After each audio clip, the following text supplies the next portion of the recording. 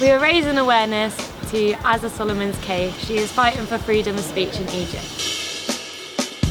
I think it's an important cause because so many women are being silenced around the world, including Azza, and the Egyptian government are just proving that themselves, and I think we've still got a lot of fighting to do.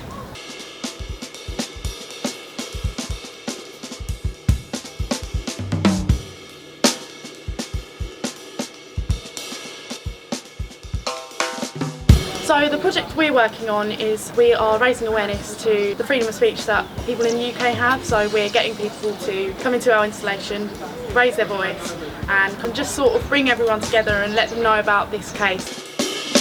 Sign the petition on the Amnesty website.